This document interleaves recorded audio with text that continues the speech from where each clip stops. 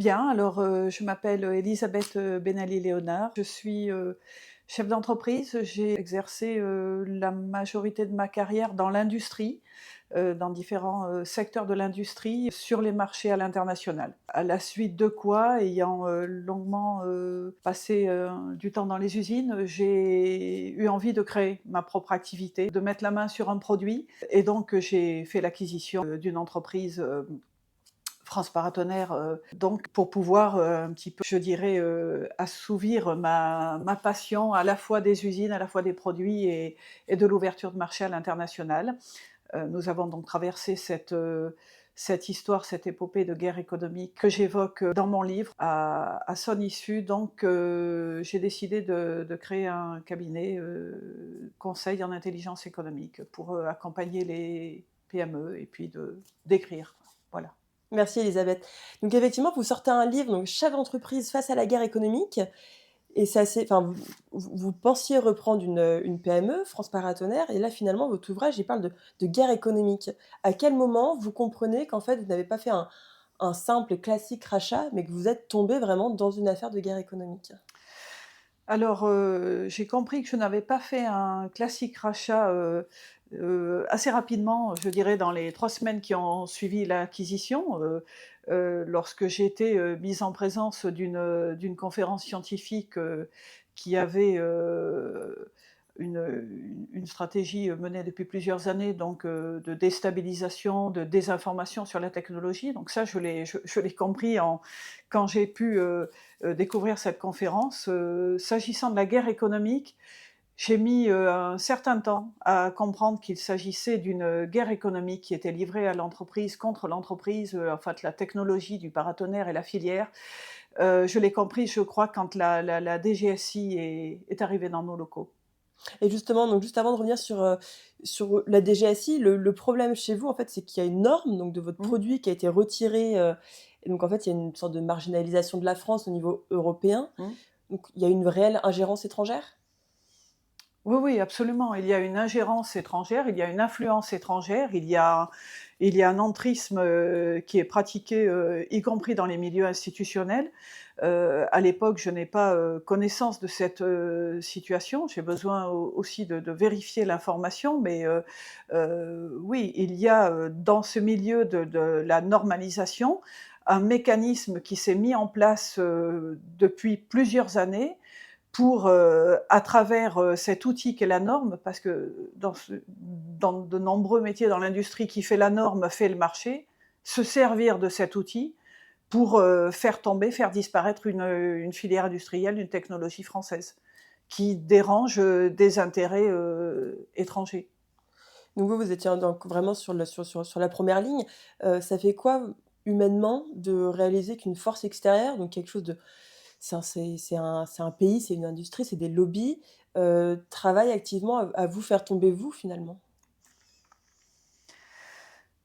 Quand quand je commence à comprendre l'ampleur de ce qu'il y a en face, c'est-à-dire quand j'entends, parler de notre technologie, avec une désinformation, un dénigrement, de la part de multiples acteurs partout dans l'écosystème, parce qu'il y a des scientifiques, mais les institutionnels, doutent, on entend des bureaux d'études dire: «Ben non, mais votre technologie, il y a un sujet», dans les milieux académiques, chez les clients, chez les fournisseurs, sur le marché. Quand je vois l'ampleur aussi des moyens, de la puissance, je dirais, le rapport de force qu'il a l'air d'y avoir en face, et que moi je viens de reprendre, cette petite entreprise, pour moi c'est un peu comme si on regardait un tsunami. Je me dis: «C'est un cauchemar, je vais me réveiller». Enfin, je dois faire une erreur de raisonnement quelque part, c'est pas possible et puis on pourra pas faire face. Enfin, quand je vois ça en face de nous, en face de moi, oui, j'ai un sentiment à la fois d'impuissance et puis de peur parce que je me suis endettée, parce que j'ai levé des fonds, parce que j'ai pris des responsabilités, voilà quoi. Et donc vous le disiez juste avant, heu, il y a la DGSI qui débarque. Comment ça se passe? Quel est le rôle? Enfin, pourquoi la DGSI vient? Et surtout, est-ce que, quand vous parlez de peur, de rapport de force, de tsunami, est-ce que l'arrivée de la DGSI vous l'a fait comprendre? Oui, bon, quand ils arrivent, pour le coup, ce n'est pas du tout ce que je pense et que j'attends puisque, je dirais que depuis des semaines, post-acquisition, les problèmes s'accumulent. Je reçois une mise en demeure de cessation d'activité, j'ai reçu un huissier la semaine précédente m'a remis une assignation, je sens partout une tension, une hostilité à notre égard, notamment à l'étranger quand j'essaye d'aborder un petit peu, d'aller sur le terrain ennemi pour comprendre, pour décrypter les choses. Hem, je sens une hostilité et un petit peu de toutes parts. Un doute sur même notre possibilité, dans la mesure où la norme a été, la norme qui régit la vente de notre produit a été retirée de la vente 3 ans auparavant, avec un délai de 3 ans pour qu'on s'adapte. On est à 6 mois de l'échéance et je suis dans mon bureau et mon assistante frappe à la porte en me disant: «Elisabeth, il y a la police qui vous demande». Ben moi, sur le coup, je me dis: «Ça se trouve, ils viennent pour m'arrêter, quoi». Enfin, ça nous tombe tellement dessus, je me dis: «Qu'est-ce qui, ou j'en sais rien, pour si c'est pas pour m'arrêter», je me dis: «Enfin, nous interroger, enfin bon, c'est un problème. De toute façon, ça va continuer, quoi». Et donc je les fais rentrer dans le bureau et donc ils sont debout avec leurs impairs un peu, et ces 2 personnes me disent: «Bonjour madame, vous êtes bien madame, Elisabeth?» Je dis: «Oui». Bien, vous êtes la présidente de cette entreprise, est-ce que vous êtes producteur de paratonnerres à dispositif d'amorçage? Je dis: «Oui, oui». Heu, Ils me disent: «Bien, alors, en fait, on est là parce que dans le cadre des réformes, du ministère de l'Intérieur, des réformes Sarkozy, de l'unité développe». Je me dis: «De quoi il me parle? De quoi il me parle?» Ils disent: «Voilà, dans le cadre des réformes, ministère de l'Intérieur, nous avons désormais en charge la défense des intérêts économiques français». Très bien. «Et nous avons été saisis d'une campagne de dénigrement planétaire de votre technologie et nous sommes ici pour vous aider». Alors là, pour le coup, je dis: «Ben, asseyez-vous». Ils étaient restés debout, j'ai dit: «Asseyez-vous, est-ce que vous voulez un café?» Parce que tout d'un coup, la réflexion, commence à s'éclairer. Je me sens d'abord du côté du droit. Je me dis: «Tiens, si la DGSI, si les services de renseignement qui ont en charge désormais la défense des intérêts économiques français, ont identifié, ce front que nous avons en face et défendent nos intérêts, et Dieu sait si, pourtant la situation, j'ai fait clair sur la qualité, les performances, les résultats de nos produits», je me dis: «On est du côté du droit», et c'est déjà un moment, très important, un moment décisif voilà, c'est le fait d'être du côté du droit et de se dire derrière, ça va peut-être pas, je sais pas si ça va être la cavalerie qui arrive, mais en tout cas, on va être soutenu, on va être aidé, quoi. Ouais, ce que vous dites donc l'objectif de la DGSI, donc c'est la défense des intérêts économiques français. On avait parlé en fait juste avant du risque pour vous de perdre cette entreprise. Mais c'est quoi, enfin, vous êtes experte en intelligence économique, c'est quoi le risque pour la France, pour notre pays, si ça avait été perdu? C'est, de la perte d'emploi, je suppose, évidemment, mais est-ce que c'est plus? Est-ce que c'est, potentiellement la perte d'un savoir-faire industriel, total, et on voit les conséquences que ça peut avoir? Est-ce que c'est même, on pourrait imaginer la disparition totale du secteur, stratégique. Enfin, voilà, quels étaient vraiment les risques pour la France de perdre ça? Alors les risques pour la France, je dirais qu'on n'est pas sur des technologies ultra sensibles, encore que, il y a des travaux de recherche, qui avaient été menés, pendant, de longues années. La France était à la pointe, hein, au niveau des sujets d'énergie, on va pas évoquer le sujet du nucléaire, hein, et à quel point la France a perdu un temps considérable, à la suite de fronts d'action d'influence, ou qui ont, effectivement fait, ralentir, voire stopper des projets un peu comme le projet Alstride, et les conséquences que cela a eu dans la protection contre la foudre. euh, avant cette action-là, la France est un des fleurons français de l'exportation. La France est présente sur plus de 60 pays. La filière industrielle foudre a développé, créé un écosystème, travaillé à l'élaboration d'un référentiel Califoudre avec l'INERIS. C'est un modèle d'organisation euh, d'un métier de protection contre les aléas climatiques avec un niveau de connaissances extrêmement pointu des chercheurs, des scientifiques, des acteurs qui sont vraiment donc au meilleur niveau. Il y a bien sûr des parts de marché, une influence de la France sur les marchés étrangers qui se développe, puisque en 15 ans, cette techno va prendre 30% de part du marché mondial. Et il y a on va dire peut-être quelques milliers d'emplois entre dans l'écosystème, entre la filière française de la protection contre la foudre, directe et indirecte, et les fournisseurs, les sous-traitants et un réseau de distribution en France et à l'étranger. Donc il y a effectivement une perte bien sûr qu'il y aurait eu des conséquences de perte d'emplois et de disparition d'un écosystème, mais aussi des conséquences de perte d'influence de la France, parce que cette technologie française était plébiscitée dans le monde, et parce que il y avait aussi un niveau de connaissance des chercheurs dans la protection contre la foudre en France qui était d'intérêt, de mon point de vue, très significatif pour ce domaine, pour cette thématique de la protection foudre, mais qui pouvait aussi rebondir sur d'autres domaines. Je l'ai vu en discutant avec des chercheurs.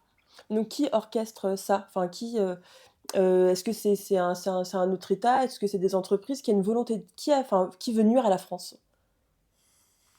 Est-ce que vous l'avez su, en tout cas? Oui, oui, oui, oui, a priori en grande partie.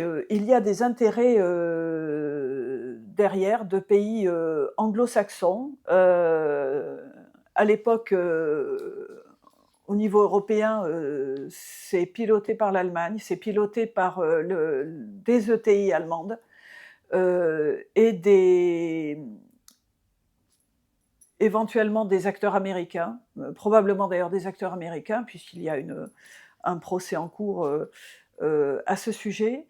On va dire que l'Asie est aussi dans le sujet. Hein. C'est vraiment une campagne contre nous qui est mondiale. Hein. On va trouver en Malaisie, en Chine, en Inde.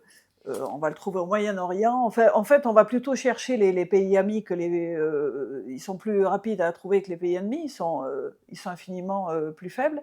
Et c'est une campagne donc qui est dirigée par essentiellement des intérêts étrangers dans le milieu, notamment intéressés à la vente de cuivre, que notre technologie fait largement économiser. Et voilà, essentiellement anglo-saxon, piloté par l'Allemagne, je dirais. Donc on parle quand même d'une norme qui a sauté au niveau européen. Donc vous dites en fait que des acteurs américains, par Mmh, exemple, mmh. alors européens certes et d'Asie aussi, ont un pouvoir de lobbying sur Bruxelles? Absolument, absolument. En fait, ces acteurs, ces ETI à qui la technologie française faisait de l'ombre, en venant disrupter leur monopole, ont regardé de quelle manière ils pouvaient neutraliser cette filière. Et la normalisation était une arme intéressante, puisque s'agissant d'un produit de sécurité, sa commercialisation, sa prescription était encadrée par des normes et par des règlements, eux-mêmes confirmés par arrêté. Donc si on arrivait à toucher la normalisation et la réglementation, on faisait tomber la technologie. Et ils vont regarder, c'est plus compliqué d'agir à l'international au niveau de la CEI que au niveau européen, au niveau du Comité européen de normalisation. En Europe, les Allemands sont relativement bien coalisés avec l'Europe de l'Est, avec l'Europe du Nord, et donc ils vont ensemble, par ce biais-là, exercé à la fois une campagne de désinformation, une campagne de dénigrement pour déstabiliser et jeter le doute sur cette technologie de façon à un moment donné créer, je dirais, un tel niveau on dit aujourd'hui, on parle de flou de zone quand on veut inonder la zone et faire en sorte qu'il y ait un niveau de désinformation avec un écho tel que en face, la réponse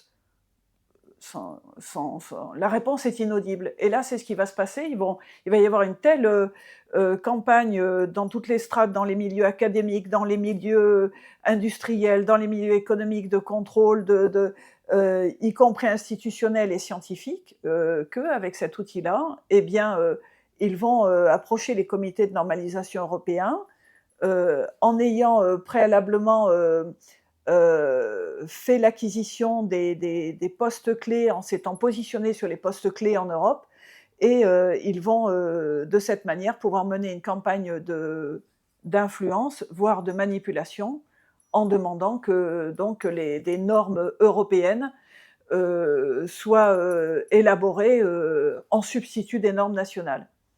Étant plus puissant dans ces réseaux normatifs, ayant les leviers clés, il va arriver d'une certaine manière, à encercler les positions françaises qui sont bien plus minoritaires, qui n'ont pas nécessairement pensé ou anticipé pour coaliser. Et par ce biais-là, l'influence des lobbies partout où c'est utile, ils vont parvenir à faire tomber la norme française. Et donc quand parce que là, vous nous dites c'est quand même énorme, c'est le monde entier presque qui vous attaque. Enfin, en tout cas, c'est des acteurs qui viennent du monde entier. Vous avez cru dès le début que ça allait bien se terminer? Ou vous disiez c'est pas possible en fait? Non, Vous, non, en tant que non, simple non, non, PME, comment on peut faire face à ça? non, On non. n'y croit pas? Ah non, dès le début, quand j'ai analysé la situation, il m'a fallu quand même quelques semaines, je dirais au moins 3 mois, et là j'ai dit je sais pas faire. Je vais pas savoir faire. Je vais pas savoir retourner une boîte je sais pas retourner une boîte en 6 mois. Je vais pas avec un front pareil en face, on n'est pas taillé, on n'est pas voilà. Et qui plus est, je dirais que j'ai un petit peu confronté mes analyses à celles de mes confrères concurrents de la même filière, à qui, au début, quand je dis mais on est absent, on laisse cette délation continuer, et qui me disent mais si vous voulez les contrer, si vous voulez sortir des tranchées, vous allez vous faire laminer. Ils sont puissants, donc non. Non, non, au début, je n'ai pas imaginé, je n'ai pas imaginé qu'on puisse retourner la situation, pas du tout. Et donc qui a bataillé le plus? Parce qu'au final, donc c'est votre entreprise, mais il y a des intérêts, de la France, des intérêts souverains. Donc est-ce que la France a été présente, dans ce combat? Est-ce que d'ailleurs elle a une place à jouer? Enfin, comment ça s'est passé? Est-ce que vous êtes, seule face au monde ou est-ce qu'il y a quand même l'État qui vous soutient?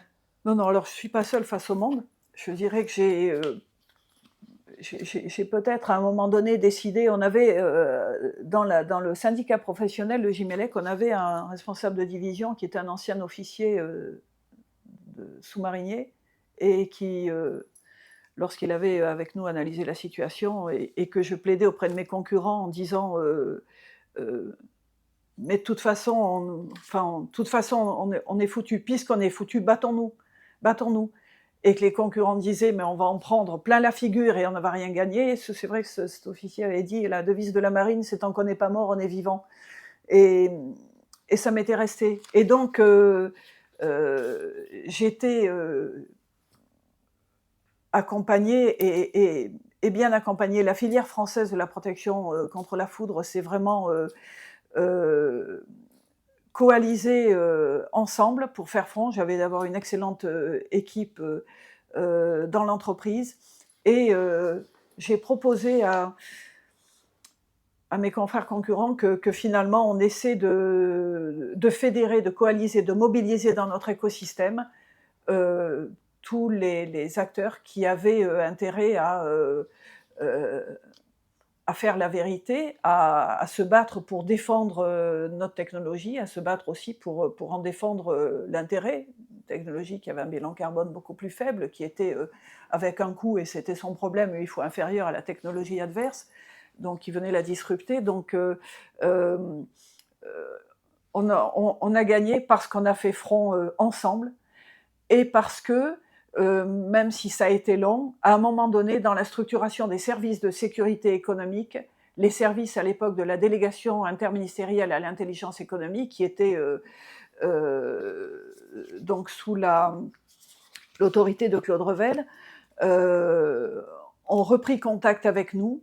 Et ces services, qui sont devenus le CICE aujourd'hui, ont eu une action absolument remarquable, absolument déterminante aussi. Ça a été en 2016, il a fallu passer quelques années à batailler, à tenir. Il a fallu un certain temps pour que les choses se mettent en place. Je pense qu'aujourd'hui, ce serait probablement plus rapide parce que les choses se sont structurées. À l'époque, en 2008, quand j'avais été voir le préfet, bon, on était un petit peu encore aux prémices au niveau territorial pour appuyer les entreprises. Ces services-là ont été très bons. Ils ont, et de mon point de vue, c'est absolument le rôle de l'État. C'est le rôle de l'État de défendre sa souveraineté, d'être aux côtés des entreprises lorsqu'il y a des attaques économiques, parce qu'on fait aussi de la politique avec l'argent des entreprises, parce que aujourd'hui on se sert des entreprises et elles sont un levier pour mener une guerre. Voilà, donc c'est le rôle de l'État aussi, du régalien, d'intervenir sur des filières stratégiques et pas seulement, de défendre des intérêts économiques. Donc, juste avant de conclure, j'aimerais vous poser une petite question, donc vraiment assez, pour donner des exemples pour que les spectateurs comprennent. On parle d'influence, de manipulation, de stratégie de désinformation. Concrètement, c'est quoi? Enfin, ça peut être quoi, par exemple? Un exemple d'influence, de manipulation que vous avez vécu? Est-ce que ça peut être des articles, contre vous? C'est des pressions internes? Comment ça peut se traduire finalement pour une entreprise? Comment ça se traduit? Cela se traduit à la fois par des propos. Vous répondez, vous recevez un appel d'offres. Dans l'appel d'offres, pour protéger un bâtiment de la protection contre la foudre, eh bien, dans l'appel d'offres, votre produit en est exclu. Donc déjà, vous dites pourquoi est-ce que le produit en est exclu alors que euh, euh, il est encore autorisé sur le marché. Ça peut être par le biais d'un. Lorsqu'on était en conférence, lorsqu'on allait à des conférences, il nous était interdit d'intervenir. La technologie même, enfin les fabricants, les chercheurs, ceux qui travaillaient sur ce sujet technologique étaient interdits de parole. Ça intervient lorsque vous avez un rendez-vous avec une personne de l'administration et puis que vous rentrez dans la pièce et puis que vous voyez sortir votre collègue allemand et que vous voyez sur le bureau donc un mémorandum qui va dire euh, principe de précaution, vous savez, là il y a un sujet, vous êtes les services de l'État, donc on vous recommande quand même d'être prudent parce que bon, cette technologie, ça en dit beaucoup de choses, donc vous le rencontrez partout, cette désinformation, vous tapez sur Google le mot-clé et puis vous voyez le nombre de publications et c'est pour ça que c'est très difficile, à un moment donné, ça prend du temps pour faire la part des choses et pour se dire, pour vérifier, pour trouver le, la réalité des faits, pour confronter la réalité des faits. Oui, donc beaucoup de communication chez vos opposants et vous, on vous force au silence en fait, hein, si je comprends bien.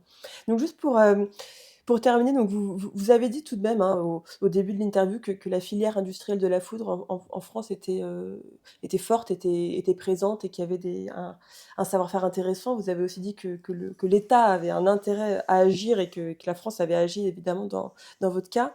Avec le recul que vous avez aujourd'hui, parce que voilà, vous avez eu le temps d'analyser, de digérer un petit peu, si je peux dire, ce qui s'est passé, ce que vous avez vécu. La France dans tout ça, qu'est-ce que vous en pensez? Quelle est votre vision? Est-ce que vous pensez qu'elle est forte, ou qu'elle se perd un peu face à l'Europe et même qu'elle se perd totalement face au monde? Alors, je voudrais quand même rajouter une chose, justement au niveau de la France par rapport à d'autres pays comme les États-Unis ou comme, l'Allemagne, où, j'ai le sentiment que c'est pas seulement un sentiment, j'ai observé, que les entreprises sont non seulement très soutenues, et soutenues financièrement. On parle du crédit impôt recherche en France par exemple, et c'est vrai que lorsque des entreprises sont confrontées à une guerre économique, il faut avoir conscience du coût de l'énergie, des moyens, des ressources qu'il faut dispenser pour pouvoir se défendre. Et là-dessus, ce que j'observe, c'est que sur d'autres pays, il y a je dirais le tandem public-privé, le tandem est à côté de ces entreprises menacées, de ces filières stratégiques, est beaucoup plus resserré. Euh, je dirais qu'on ça travaille moins ou en silo ou euh, ils vont être sur le même chemin de nage, et je dirais ils ont même pour mission, on est dans l'offensif. Je les sens dans l'offensif et je trouve que la France n'est pas assez à l'offensive. Euh, L'offensive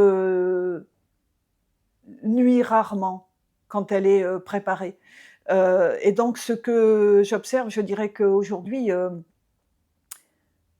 si la France est en position difficile à certains endroits, par exemple en Europe ou ailleurs, mais je dirais qu'en Europe, quand on dit mais ils sont forts, les autres pays sont forts, en fait, si c'est pas parce qu'ils sont forts, c'est parce qu'on est faible. C'est parce qu'à un moment donné, on, alors bien sûr qu'il y a des choix politiques qui peuvent être questionnés, c'est certain, mais globalement, la position de la France en Europe gagnerait à être affirmée. On dirait on a peur de s'imposer, on a peur d'avancer, on a peur d'être offensif, on a peur d'aller au front. Et la diplomatie économique, elle ne se fait pas nécessairement par la force, elle se fait par la dissuasion, elle se fait par le calcul, elle se fait par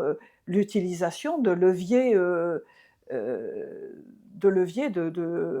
si ce n'est pas de coercition, de leviers qui sont des instruments de puissance qu'on a et que l'on ignore beaucoup trop. On ignore à quel point en France on a un niveau d'atouts et de possibilités d'outils de puissance qui ne sont pas ou qui sont insuffisamment utilisés.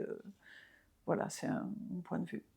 Merci beaucoup Elisabeth Ben Ali Léonard pour vos réponses et pour votre fine analyse. Je rappelle donc le titre de votre ouvrage: Chef d'entreprise face à la guerre économique, donc qui reprend en fait une partie de ce que vous avez vécu, donc de l'histoire de France paratonnerre, et surtout qui est également préfacé par Claude Revel. Merci beaucoup. Merci à vous.